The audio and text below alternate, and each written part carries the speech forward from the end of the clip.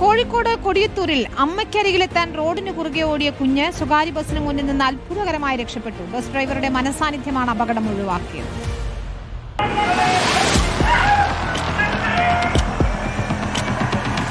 നെഞ്ചിടിപ്പോടെയല്ലാതെ ആർക്കും ഈ ദൃശ്യങ്ങൾ കണ്ടിരിക്കാനാവില്ല. കണ്ടു കഴിയുമ്പോഴാകട്ടെ അത്ഭുതം, ആശ്വാസം.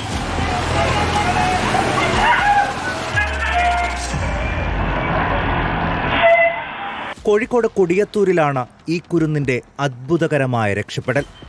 ഓട്ടോറിക്ഷയിൽ മാതാപിതാക്കൾക്കൊപ്പം ആശുപത്രിയിലെത്തിയതായിരുന്നു കുട്ടി.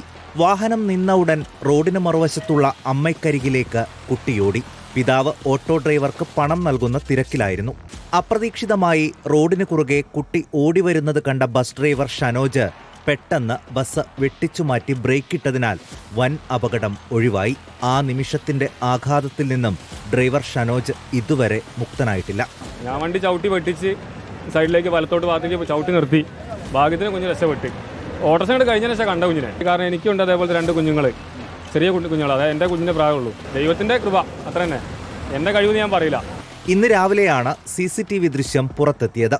ബസ്സിലെ കണ്ടക്ടറുടെ നിർദ്ദേശപ്രകാരം ഷനോജ് തന്നെയാണ് ദൃശ്യങ്ങൾ വാട്സാപ്പ് ഗ്രൂപ്പുകളിൽ പങ്കുവച്ചത്. അങ്ങനെ ഞാനാണ് അവനോട് പറഞ്ഞത് കൊടിയത്തൂർ ഗ്രൂപ്പിലേക്ക്, നമ്മളൊരു ഗ്രൂപ്പുണ്ട് കൊടിയത്തൂരം, ആ ഗ്രൂപ്പിലേക്ക് ഇടാൻ പറഞ്ഞത്.